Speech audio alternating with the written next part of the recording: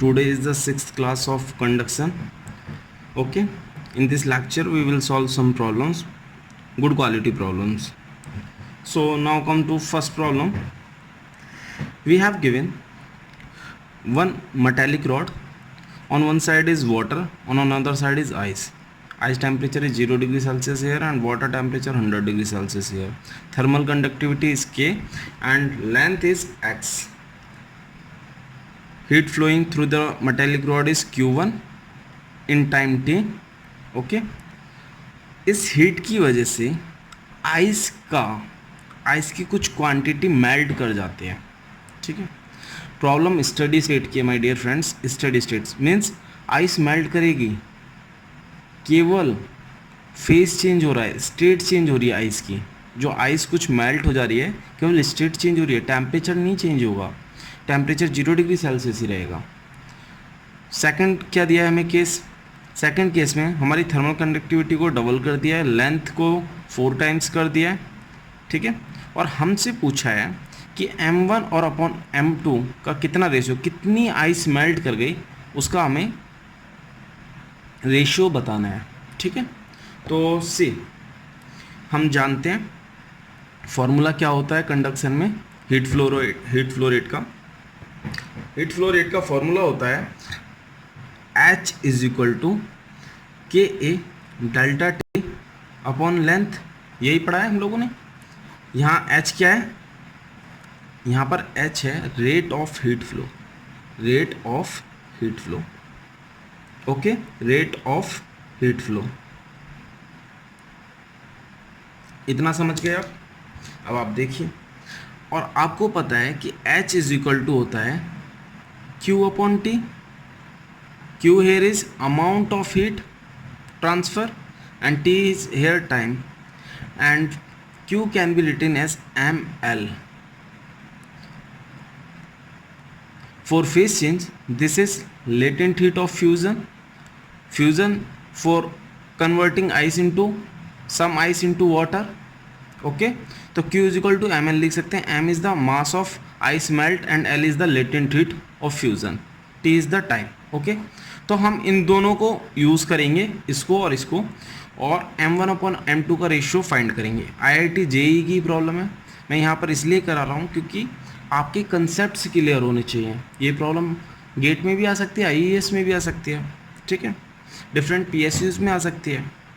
तो my dear friends, H is equal to k delta T upon L है. हम अभी फर्स्ट केस देखेंगे. ठीक है, सबसे पहले हम फर्स्ट केस देखेंगे इसके लिए.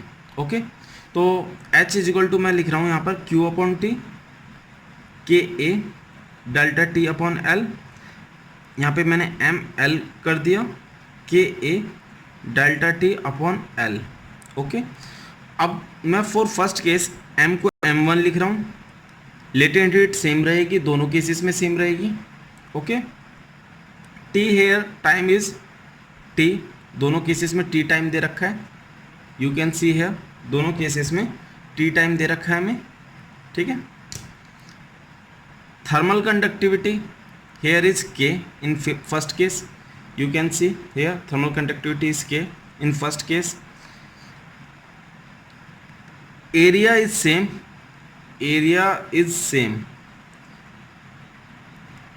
Okay, area is same in the question. Delta t will also remain same, 100 minus 0. Okay, length we have given x. Okay, तो अब इसमें हमें t की वैल्यू रख दे. t ऑलरेडी गिवन t है. ठीक है, अब हम दूसरे को सॉल्व करते हैं. q upon t is equal to k A delta T upon l for second case. Okay, second case के लिए देखते हैं. m2 l t, thermal conductivity कितनी है यहाँ पर 2k. You can see here thermal conductivity is 2k. Area is same, temperature difference is also same, and length of the metallic wire और length of the conductor is x, 4x. Okay, so here we got 2 2 is 4. Okay, 1 upon 2 k A delta T upon correct, k A delta T upon x. K A delta T upon x की value मैं यहाँ से लिख सकता हूँ 1/2 m1 into L upon T, right. और यहाँ पर ये सेम था m2 l upon T, m2 l upon T. My dear friends, now see l will be cancelled out, t will be cancelled out, तो आपको क्या मिला m1 upon m2, m1 upon m2 here you got 2/1, 2 इधर चला जाएगा, m2 denominator में आ जाएगा, सो m1 ratio m2 here is 2:1. Now see which option is correct? 2:1. B is the correct answer. Okay. Now move on to next problem, my dear friends. Now come to problem number 2. Concept clear करते हैं. A copper cube of age, आपको copper दे रखा है, copper cube of age 10 mm and temperature at ends 100 degree Celsius and 0 degree Celsius is given in the below figure. Except A, B, C, D and E, F, H, G all faces are insulated. Means एक इस face को छोड़कर, इस वाले face को छोड़कर A, B, C, D और एक E, F, H, G face को छोड़ के सारा क्या है 6 फेसेस हैं टोटल। तो ये 4 फेसेस, ये फेस, इसके इधर वाला फेस, नीचे वाला face, all four faces are insulated except these 2 faces. Okay, तो ये जो टेम्परेचर दे रखा है ये हो गया इसका 100 डिग्री सेल्सियस, इसका हो गया 0 degree Celsius. Okay, 0 degree Celsius.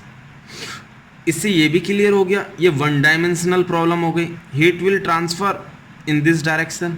Okay, क्योंकि all other four faces are insulated. Okay, यहाँ हमें कॉपर दे रखा है माय डियर फ्रेंड्स। कॉपर की आपको थर्मल कंडक्टिविटी पता है कितनी होती है, 385 watt per metre kelvin.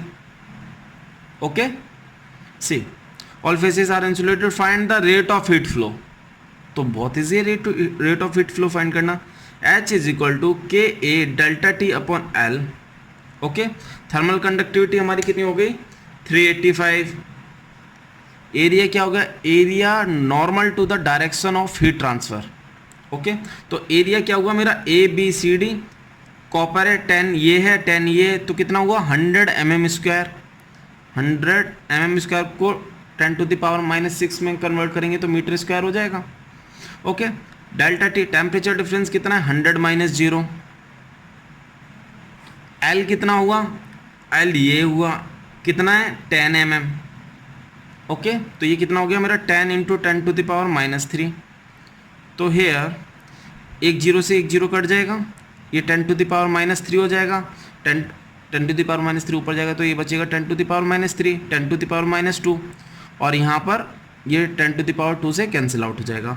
You will get answer here 385 something has been wrong, कुछ गड़बड़ हुआ है। फाइंड आउट क्या गड़बड़ हुई है। 385 × 100 × 10⁻⁻6 × 100 - 0 अपॉन 10 × 10⁻³ -3 10⁻2 385 वॉट किलोवाट पर मीटर केल्विन।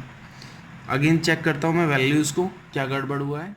फ्रेंड्स, इस क्वेश्चन में हमें 10 mm नहीं दे रखा है, 10 सेंटीमीटर दे रखा है, 10 सेंटीमीटर, ठीक है। और कॉपर की 385 वॉट पर मीटर केल्विन होती है, 10 सेंटीमीटर दिया है, तो एरिया कितना हुआ 100 × 10⁻⁴, राइट, 10⁻⁻² हुआ। ये 10 सेंटीमीटर है, इसे मीटर में कन्वर्ट किया, एरिया को मीटर में कन्वर्ट किया। ओके, 10 से 10 कैंसिल, 10⁻⁻2 -1, तो ये बचा 10। Okay, you got here 3850 watt. Okay, it can be written as 3.85 kilowatt. तो आंसर किसके अप्रोक्सीमेट हुआ, किसकी क्लोज हुआ, दिस वन 4 किलोवाट। ठीक है, now move on to next problem. My dear friends, now come to problem number 3। GATE 2008 की problem है। 2 marks की प्रॉब्लम में। Steady two dimensional, steady means temperature is not changing with time, two dimensional heat conduction, और two dimensional की बात हो रही है, मतलब दो डायरेक्शन में हीट कंडक्शन हो रहा है, takes place in the body shown in the figure below. The normal temperature gradients over surface P and Q can be considered to be uniform. The temperature gradient delta T upon delta X at surface Q is equal to 10 kelvin per metre. तो हम यहाँ P और Q लिख ले रहे हैं, ठीक है। तो हमें delta T upon delta X कितना दे रखा है Q सरफेस पर, 10 kelvin per metre, okay. Surface P and Q are maintained at constant temperatures as shown in the figure. Means ये temperature 0 degree Celsius across the surface constant है, complete surface पे 0 है, surface पे 0, इस surface पे 100 है, temperature constant है। Very important point, maintained at constant temperatures as shown in the figure while the remaining part of the boundary is insulated। means ये part, this part और this remaining part is insulated। means heat यहाँ से conduct होगी, ऐसे जाएगी फिर ऐसे जाएगी, ओके। तो ये x, ये y डायरेक्शन हो गया, ये x डायरेक्शन हो गया, ये इनलेट आउटलेट है इसके, ओके। अब देखते हैं क्या है। The body has a constant thermal conductivity of के हमें दे रखा है बॉडी के लिए 0.1 वाट पर मीटर केल्विन, ओके। और हमसे क्या पूछे, the value of delta T upon delta X and delta T upon delta Y at surface P are. Delta T upon delta X for P के लिए फाइंड आउट करना है and delta T upon delta Y for P के लिए find out करना है, okay. My dear friends, now see, हमें 4 options दे रखे हैं, सोचिए।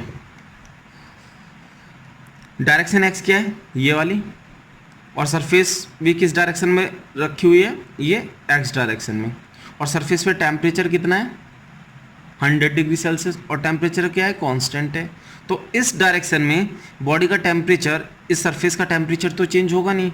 Means you can say temperature is not a function of x, temperature is not a function of x on P surface, P surface. Means temperature इस direction में इस पर change नहीं होगा, कांस्टेंट है। तो हम लिखेंगे delta T upon delta X for P is equal to 0, okay. अब देखिए आपके ऑप्शंस में या तो B होगा आंसर या D होगा, ठीक है। अभी हम यहाँ देखते हैं दूसरा, delta T upon delta Y surface P पर करना है, फाइंड करना है। तो delta T upon delta Y क्या होगा, इस वर्टिकल डायरेक्शन में, this vertical direction, okay. Obviously heat transfer हो रहा है हायर टेम्परेचर पे, लोअर टेम्परेचर पर है। हीट ट्रांसफ़र के लिए क्या कंडीशन मस्ट होती है, there must be a temperature difference. यहाँ टेम्परेचर डिफरेंस है तो हीट ट्रांसफ़र हो रहा होगा, ठीक है। तो स्टडी का भी केस दे रखा है हमें, स्टडी का केस दे रखा है, स्टडी 2 डायमेंशनल हीट कंडक्शन, ठीक है।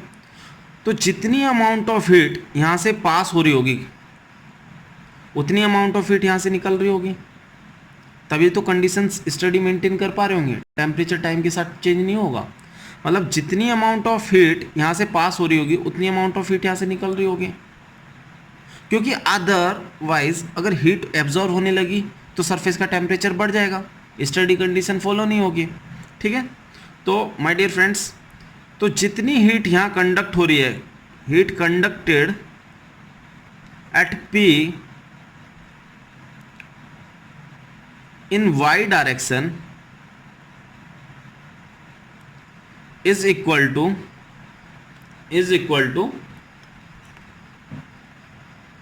heat conducted at Q in x direction, okay. जितनी हीट यहां से कंडक्ट हुई है उतनी हीट यहां से निकली होगी, क्योंकि इस डायरेक्शन में क्यू सरफेस पे तो हीट कंडक्ट होगी नहीं, टेम्परेचर इज कांस्टेंट, और सरफेस वर्टिकल है, और along the direction of Y इसमें टेम्परेचर चेंज होगा नहीं। तो delta T upon delta Y at Q will be 0, वो पूछा नहीं है क्वेश्चन में। तो माय डियर फ्रेंड्स, अब लगाते हैं minus KA delta T upon delta Y, minus KA delta T upon delta Y for P, minus KA delta T upon delta Y for Q. Okay my dear friends, पूरी body एक है, पूरी body की thermal conductivity एक दे रखी है, मतलब 0.1 वाट पर मीटर केल्विन दे रखी है, सेम रहेगी थर्मल कंडक्टिविटी यूनिफॉर्म। तो thermal conductivity, this thermal conductivity will be cancelled out with sign minus k cancelled out. Thermal conductivity के साथ के माइनस नहीं है, माइनस टेम्परेचर ग्रेडियंट के साथ होता है, means heat transfer takes place in the direction of decreasing temperature gradient. तो टेम्परेचर हीट ट्रांसफर को पॉजिटिव बनाने के लिए निगेटिव साइन है, तो माइनस साइन भी माइनस साइन के साथ cancelled out, thermal conductivity also cancel. Area cancel मत कर देना, अगर आपने एरिया कैंसिल कर दिया तो आपका क्वेश्चन गलत हो जाएगा। देखो माय डियर फ्रेंड्स, यहाँ पर हमें कितनी दे रखी है, हीट डायरेक्शन ये हो रहा है हमारा, ठीक है, हीट ट्रांसफर ये मतलब 90 डिग्री एंगल होना चाहिए जिस एरिया के अक्रॉस हीट पास करेगी, ठीक है। तो ये हो गया हमारा 1 मीटर, और इस बॉडी की कुछ डेप्थ होगी, डेप्थ आप सपोज आप यूनिट मान लीजिए 1, ठीक है। तो एरिया कितना हो गया यहाँ पे मेरा पी के लिए 1 × 1, और delta T upon delta Y for P find out करना है। यहाँ का एरिया कितना होगा मेरा 2 × 1, delta T upon delta Y Q के लिए कितना दे रख, delta T upon delta Y sorry delta T upon delta X, delta T upon delta X था, ठीक है। क्यू के लिए कितना दे रखा है हमें 10 दे रखा है, तो क्या निकल के आया delta T upon delta Y for P is equal to 2 × 10 20 kelvin per metre. अब देखते हैं ऑप्शन कौन सा ठीक है। Option D is the correct answer, you see option D is the correct answer. काफ़ी अच्छी प्रॉब्लम थी, कंसेप्चुअल प्रॉब्लम थी, आपके कंसेप्ट्स क्लियर होनी चाहिए ऐसी प्रॉब्लम से। आप सोच सकते हो इस तरह की और भी इससे रिलेटेड प्रॉब्लम्स आ सकती हैं, तो concept must be very clear my dear friends. Now move on to next problem friends. Now come to problem number 4, GATE 2009 की प्रॉब्लम है।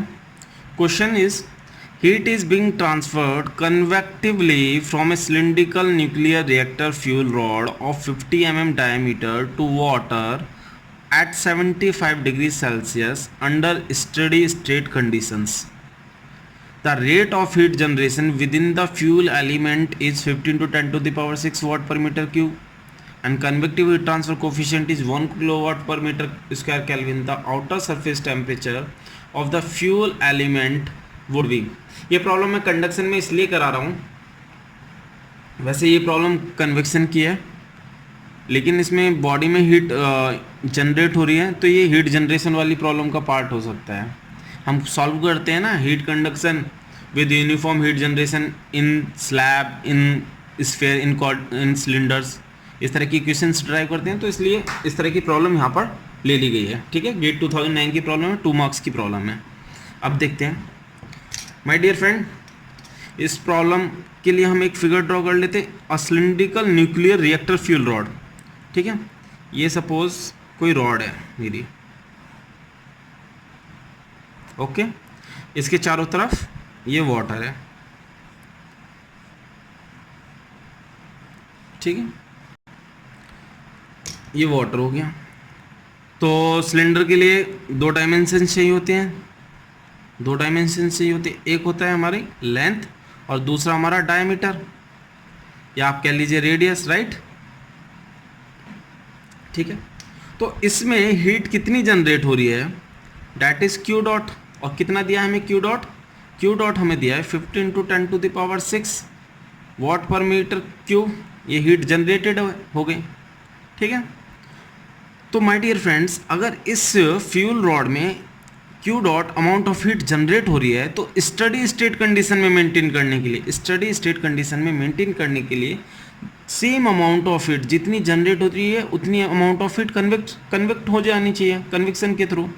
क्यों, अगर कन्वेक्ट नहीं हुई तो अगर हीट एब्जॉर्ब होने लगी तो बॉडी का टेम्परेचर बढ़ जाएगा, बॉडी का टेम्परेचर बढ़ जाएगा और स्टडी स्टेट कंडीशन नहीं मेंटेन होगी, क्योंकि temperature will change with time.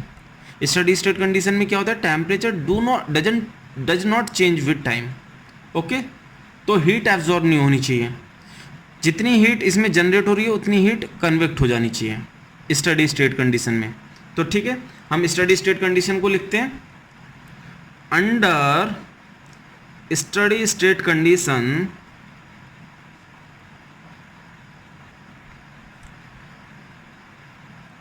amount of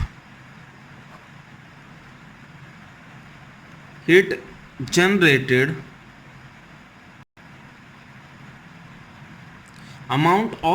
generated into volume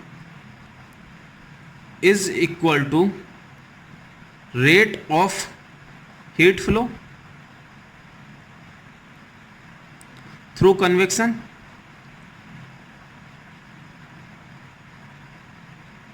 ठीक है, amount of heat generated into volume, कितनी हीट जनरेट हुई है, और हीट जनरेट ये क्या होती है, पर वॉल्यूम होती है, पर मीटर क्यूब होती है, तो वॉल्यूम से मल्टीप्लाई करेंगे तब हमारा रेट ऑफ हीट फ्लो निकल कर आएगा। ठीक है, तो इसे लिख सकते हैं Q dot into volume into convection के थ्रू जो हमारी हीट ट्रांसफर हो रही है। क्यू डॉट हमें कितना दे रखा है, 50 इंटू 10⁶। वॉल्यूम कितना होगा, वॉल्यूम होगा हमारा cross sectional area multiply by length, तो मैं ए को ए सी लिख रहा हूँ और लेंथ को एल लिख रहा हूँ, right.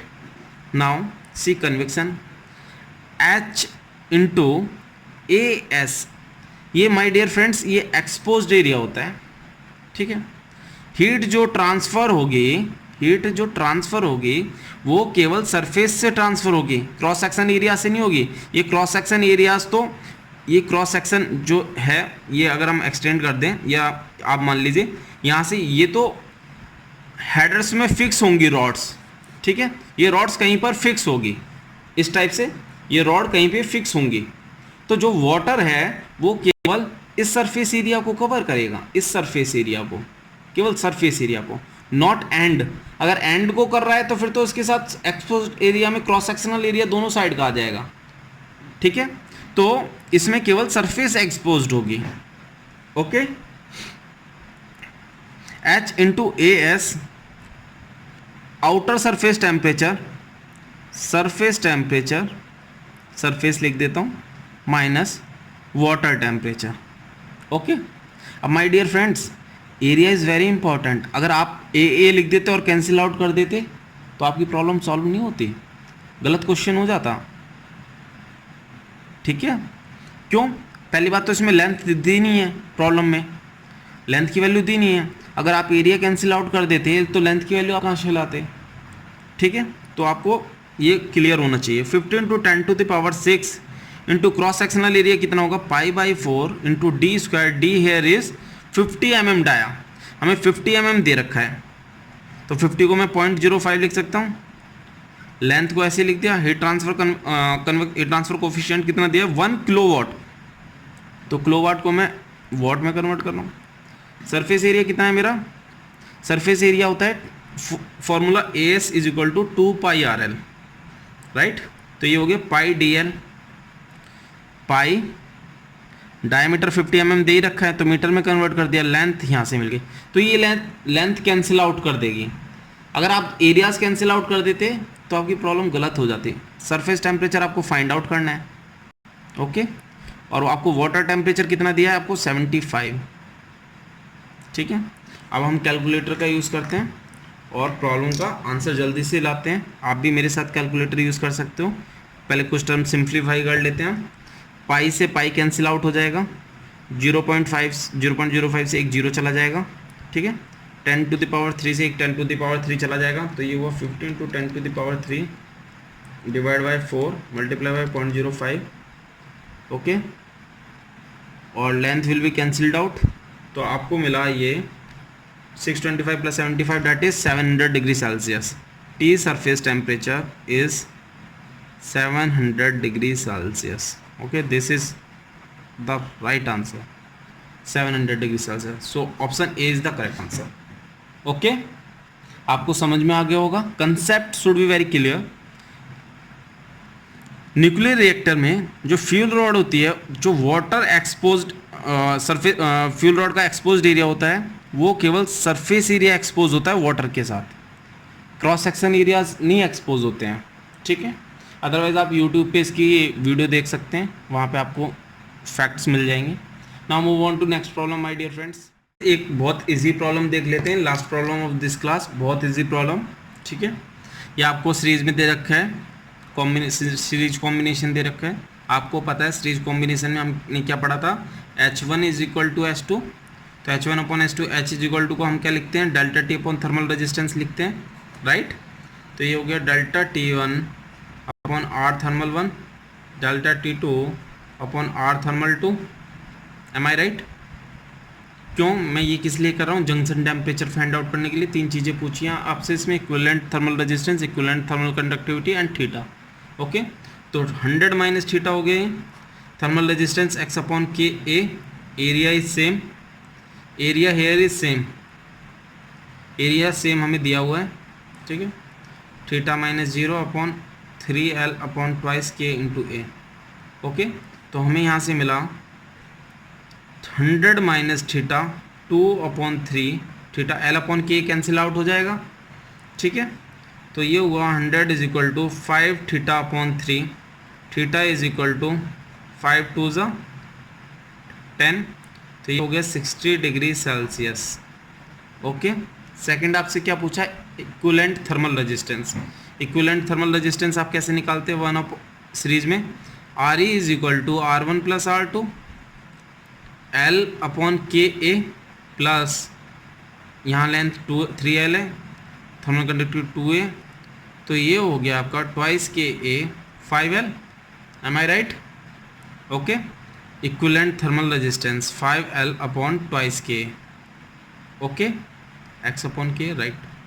Now we have to find equivalent thermal conductivity, वो हम यहाँ से फाइंड कर सकते हैं। सी आर ई को मैं क्या लिख सकता हूँ, आर ई को मैं लिखूँगा, अगर इसका मैं इक्विवेलेंट बनाऊँगा तो लेंथ कितनी होगी मेरी 4L, थर्मल कंडक्टिविटी के इक्विवेलेंट, के ई इक्विवेलेंट हो गए, एरिया सेम रहता है, तो ये हो गया L upon k A, 5L upon twice के,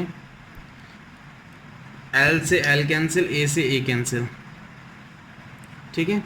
तो इक्विवेलेंट थर्मल कंडक्टिविटी आपकी कितनी आ गई, 2 4 जा 8 K upon 5, okay, this is the right answer, 2 4 जा 8 अपॉन 5, तो K। अब आप सोच रहे हो कि मैंने यहाँ फॉर्मूला यूज़ क्यों नहीं किया, क्योंकि यहाँ टेम्परेचर पूछा था, रेजिस्टेंस आपको निकालनी था, तो रेजिस्टेंस को मैं इस तरह से फॉर्म में लिखूँगा तो आराम से मेरी वैल्यू आ जाएगी थर्मल कंडक्टिविटी की, इक्विवेलेंट थर्मल कंडक्टिविटी की। माय डियर फ्रेंड्स, अगर आपको ये वीडियो पसंद आया हो प्लीज़ इसे लाइक करें, शेयर करें, सब्सक्राइब करें। रेगुलर अपडेट्स के लिए please ring the bell. Thank you so much my dear friends.